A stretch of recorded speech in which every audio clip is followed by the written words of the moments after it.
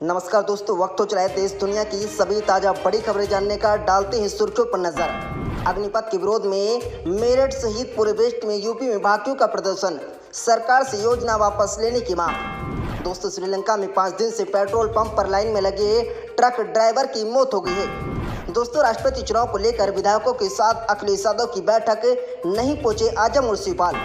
दोस्तों, संयुक्त राष्ट्र में भारत ने कहा है कि मुश्किल वक्त में अफगानिस्तान की मदद करने के लिए हम तैयार हैं। दोस्तों, कर्नाटक हाईकोर्ट का बड़ा फैसला, SC/ST एक्ट तभी लगेगा जब सार्वजनिक स्थानों पर गालियां दी गई हों। दोस्तों, यशवंत सिन्हा 27 जून को दाखिल करेंगे नामांकन। 2 दिन के लिए बिहार और झारखंड के दौरे पर होंगे।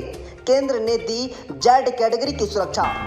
दोस्तों, अग्निपथ विरोधी हिंसा में अब तक 387 आरोपी गिरफ्तार कर लिए गए हैं। अलीगढ़ में जांच के डर से कोचिंग सेंटर भी बंद कर दिए गए। दोस्तों, केंद्रीय मंत्री मुख्तार अब्बास नकवी बोले, राहुल गांधी से कोई बड़ी क्रांति की होगी तभी ईडी कर रही है पूछताछ।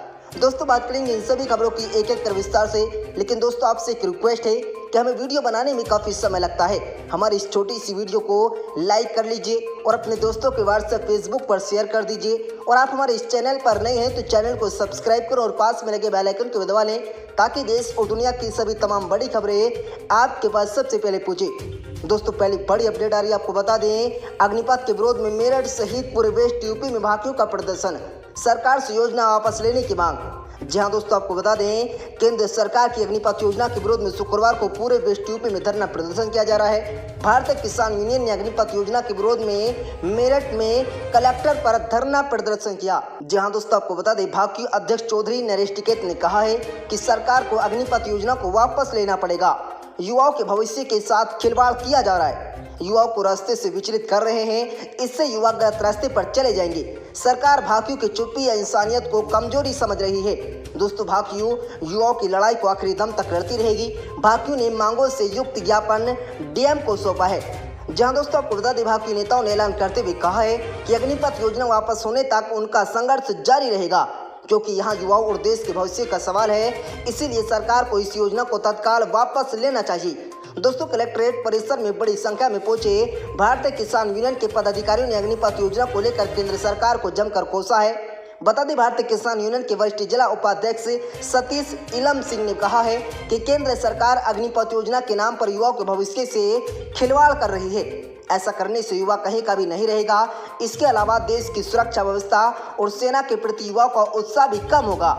दोस्तों, भारतीय किसान यूनियन के नेताओं ने मांग करते हुए कहा है कि केंद्र सरकार पहले ही सरकारी कर्मचारियों की पेंशन समाप्त कर रही है। ऐसे में अब सेना के नाम पर युवाओं को तमाम तरह की सुविधाओं को रोजगार से वंचित करने का प्रयास अग्निपथ के रूप में कर रही है। दोस्तों, भाकियू नेताओं ने मांग करते हुए कहा है कि अगर सरकार सरकारी नौकरी वालों की पेंशन समाप्त कर रही है तो सांसद और विधायकों की पेंशन में समाप्त होनी चाहिए। धरने के दौरान भी कार्यकर्ताओं से काफी देर तक जोरदार नारेबाजी की। इसी दौरान कलेक्टर परिसर में भारी पुलिस बल भी तैनात रहा। फिलहाल धरना भी जारी है। दोस्तों, सहारनपुर में अग्निपथ योजना के विरोध में संयुक्त किसान मोर्चा की आज होने वाली विरोध प्रदर्शन के लिए भारतीय किसान यूनियन से जुड़े किसान कलेक्ट्रेट में जुड़ गए हैं। जिले भर के किसान अपने अपने साधनों से कलेक्टर पहुंचे, जो जुलूस के रूप में राष्ट्रपति को संबोधित ज्ञापन जिलाधिकारियों को देंगे।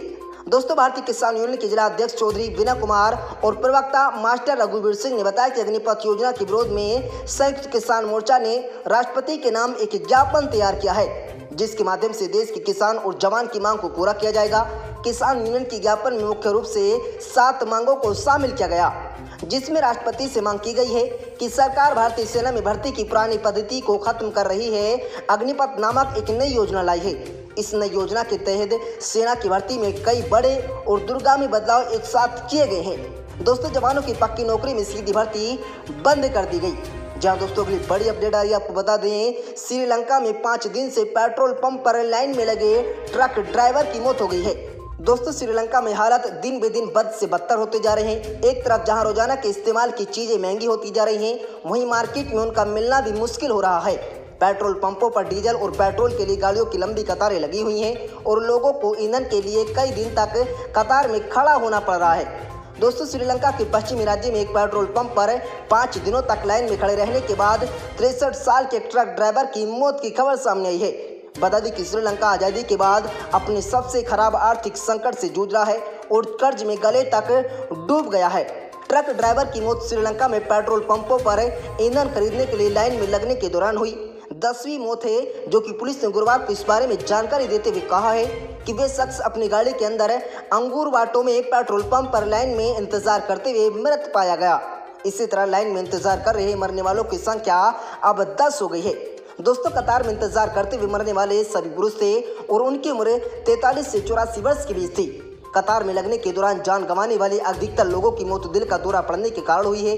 एक हफ्ते पहले कोलंबो के पानादुरा में एक फ्लू सेंटर पर कई घंटों तक लाइन में इंतजार कर रहे 53 वर्षीय एक व्यक्ति की मौत हो गई थी। दोस्तों, बताया जा रहा है कि 3 व्हीलर में इंतजार करते हुए इस व्यक्ति की दिल का दौरा पड़ने से मौत हुई थी। लगभग 2.2 करोड़ की आबादी वाला एक खूबसूरत देश इस समय आज़ादी के बाद के 70 से ज़्यादा सालों में अपने सबसे आर्थिक संकट का सामना करना पड़ रहा है। दोस्तों, श्रीलंका में फ्यूल की जबरदस्ती कमी हो रही है और खाने पाने की चीज़ों में कीमतें आसमान छूती जा रही हैं। साथ ही देश दवाइयों की भारी कमी का भी सामना करना पड़ रहा है। हालात इस कदर बिगड़ गए हैं कि सरकारी कर्मचारियों को खाद्य संकट कम करने के लिए शुक्रवार की छुट्टी के दौरान खेती बाड़ी करने के लिए प्रोत्साहित किया जा रहा है। दोस्तों, अगली बड़ी अपडेट आ रही है, आपको बता दें, राष्ट्रपति चुनाव को लेकर विधायकों के साथ अखिलेश यादव की बैठक, नहीं पहुंचे आजम और शिवपाल। जहां दोस्तों आपको बता दें, समाजवादी पार्टी के राष्ट्रीय अध्यक्ष अखिलेश यादव की मौजूदगी में पार्टी विधायकों और विधान परिषद सदस्यों की बैठक हो रही है। इस बैठक में राष्ट्रपति चुनाव को लेकर मंथन किया गया। दोस्तों, सभी विधायकों को राष्ट्रपति चुनाव में पार्टी के मंशा से अवगत कराया जाएगा। समाजवादी पार्टी के 111 विधायक हैं, जबकि सपा के साथ गठबंधन में शामिल राष्ट्रीय लोकदल के 8 और सुबह सपा से 6 विधायक हैं। दोस्तों, इसी तरह सपा में कुल 125 विधायक हैं। खास बात यह है कि शिवपाल सिंह यादव समाजवादी पार्टी के विधायक हैं, लेकिन वे दोपहर 11 बजे तक बैठक में शामिल नहीं हुए। बैठक में प्रोफेसर राम गोपाल यादव भी मौजूद हैं। दोस्तों, आजम खान भी अभी तक नहीं पहुंचे हैं। दोस्तों, अगली बड़ी अपडेट आ रही है, आपको बता दें, संयुक्त राष्ट्र में भारत ने कहा है कि मुश्किल वक्त में अफगानिस्तान की मदद करने के लिए हम तैयार हैं। जी हां दोस्तों, आपको बता दें, अफगानिस्तान में अभी हाल ही में आए भीषण भूकंप के बाद भारत ने संयुक्त राष्ट्र में प्राकृतिक आपदा से घिरे इस देश को मदद करने का भरोसा दिया है। दोस्तों, अफगानिस्तान में भीषण भूकंप से मची तबाही के बीच भारत सरकार ने कहा है कि वे इस मुश्किल घड़ी में अफगानिस्तान के लोगों की मदद करने को तैयार है। अफगानिस्तान में भीषण भूकंप में करीब 1000 से अधिक लोगों की मौत हो गई है। हजारों मकान तबाह हो गए हैं। इससे बड़ी संख्या में लोग बेघर हो गए।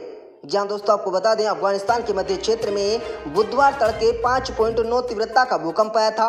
परिवक्ता प्रांत के 4 जिलों गयान, बरमाला, नाका और जिरूक के साथ साथ खोस्त प्रांत के स्पेरा जिले में भी इस पर असर दिखाई दिया। दोस्तों, संयुक्त राष्ट्र की मानवीय एजेंसी मानवीय मामलों के समन्वय के लिए संयुक्त राष्ट्र कार्यालय OCH ने कहा है कि भूकंप का केंद्र 10 किलोमीटर की गहराई पर था।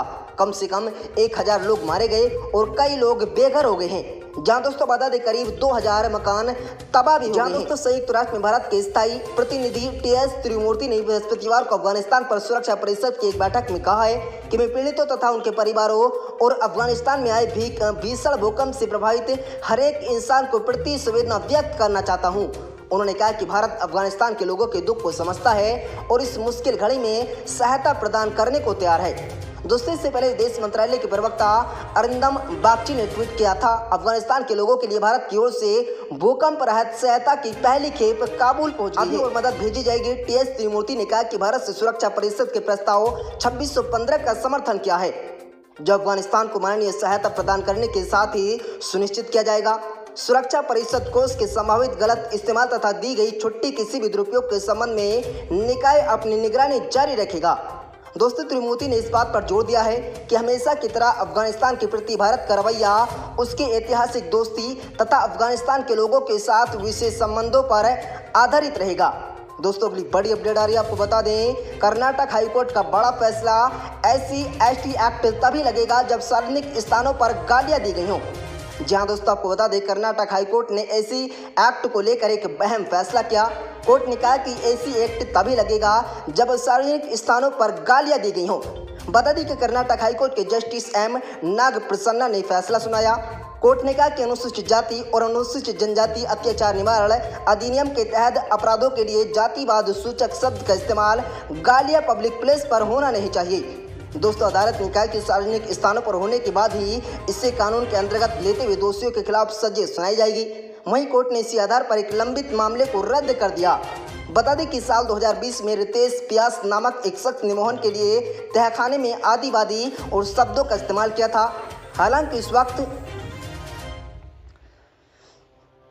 दोस्तों गौरतलब है कि 10 जून को दिए अपने फैसले में हाईकोर्ट के जस्टिस एम नगपन्ना ने कहा था, बयानों को पढ़ने से दो चीजें सामने आती हैं।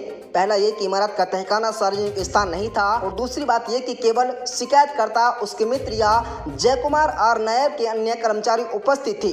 दोस्तों कोर्ट ने कहा कि अब शब्दों का प्रयोग स्पष्ट रूप से सार्वजनिक स्थान पर नहीं किया गया, इसीलिए इसमें सजा का प्रावधान नहीं है। दोस्तों हाईकोर्ट ने आरोपी पर धारा 323 लगाने की मांग को कहते हुए खारिज कर दिया कि साधारण खरोच के लिए ये धारा नहीं लगाई जा सकती।